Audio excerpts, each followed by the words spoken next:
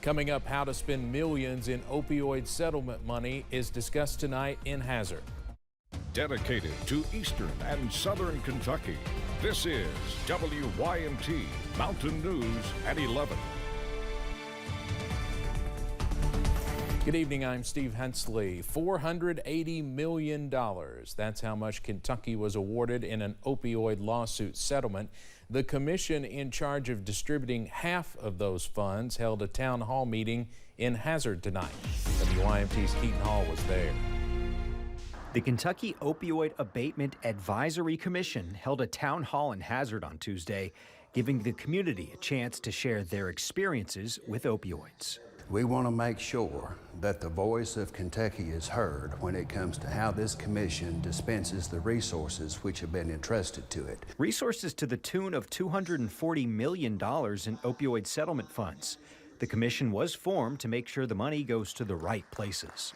Having been to Pikeville and Ashland, the priorities seem to be transportation, second chance employment opportunities, and housing, and probably most importantly, the love of community directed at those who need the most support to get their lives back on track. Heidi Hopfensberger is an attorney in Hazard. She knows the need for more funding. This money, I really think, can make a difference if people collaborate, they work together. People are given hope and given an opportunity to make a difference in a change in their own life. Adam Larkin is a recovery success story. So I was addicted to opiates for about 18 years. He found recovery here in the mountains. My solution was actually finding out about recovery, going to treatment, and just getting involved in a 12-step program, getting involved with my higher power, God, and getting outside of myself, stop being the victim, and start helping other people. The $240 million is only half of the total allotment. The rest went to the state. There is a lot of blame to go around, and that blame should not be pointed at the folks who are doing their very best to retake ownership of their lives. The state will start distributing its funds next year. In Hazard, Keaton Hall, WYMT Mountain News. The next town hall is scheduled for the UK Student Center in Lexington on October 26th. There are several more stops across the Commonwealth scheduled through the rest of the year.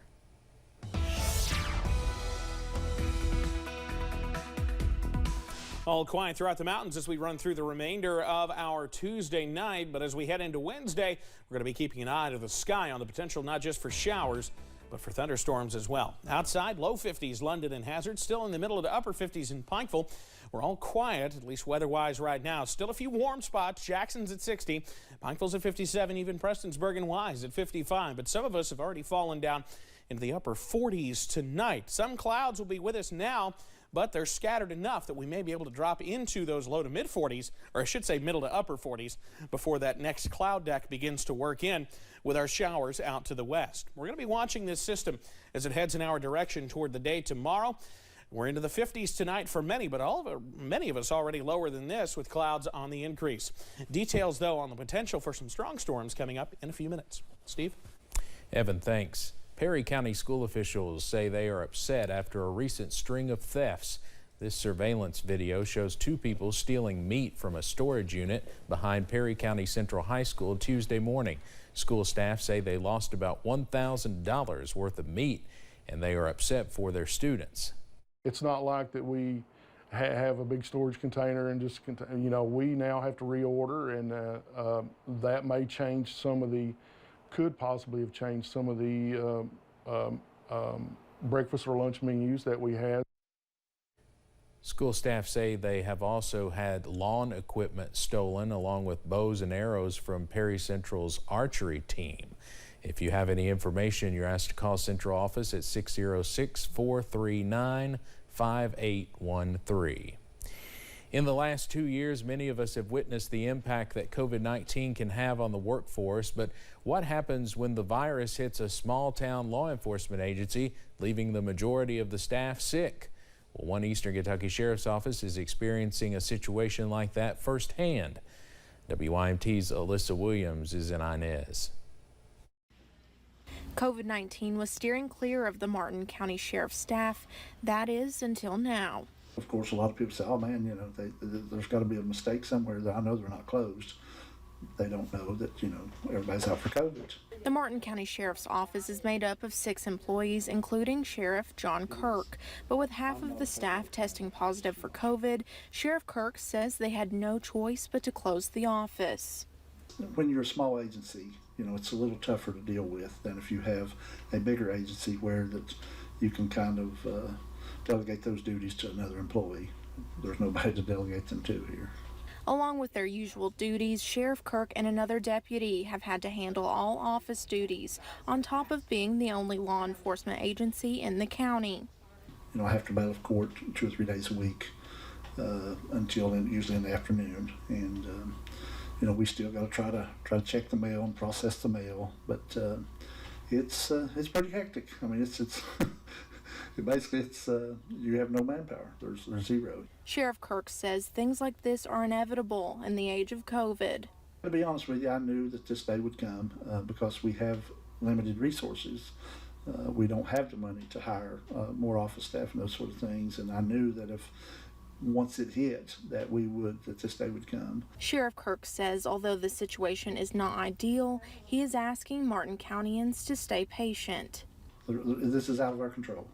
It's something that's in the Lord's hands, and we'll do the best we can do with what we have to do with. Aiming to work with any obstacle that comes their way. In Martin County, Alyssa Williams, WYMT, Mountain News. Sheriff Kirk says if you're trying to call the sheriff's office, stay on the line until you reach dispatch and they will be able to forward any information to Sheriff Kirk. He says he anticipates that office staff will be back to work next week. Churchgoers and organizations gathered in Pikeville today, coming together for the mountains, a summit all about church growing and changing the culture, inviting people to brainstorm ways to get more people involved by planning more places for them to come together. Area pastors say it's about growing the kingdom and making the region a better place, and it is bigger than one church. There's no competition in being a Christian, so I want every church to succeed. I want every church to grow, and I want to see people's lives be changed. Those involved say the summit was a success, and it was nice to see so many people willing to step out in faith. They hope more churches will be planted in the area as a result.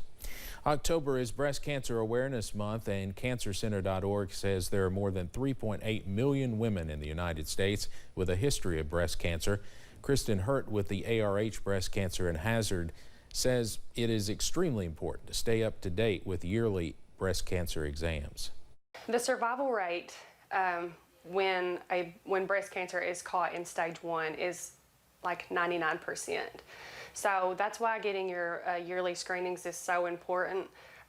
If we can catch it early, then the survival rate is very, very high. Hurt says women are also encouraged to do monthly self-checks to feel for any lumps on the breast as well. Coming up, a live report from a huge flood relief concert tonight. And in the last week, fans from all walks of life have paid their respects at the home place of Loretta Lynn.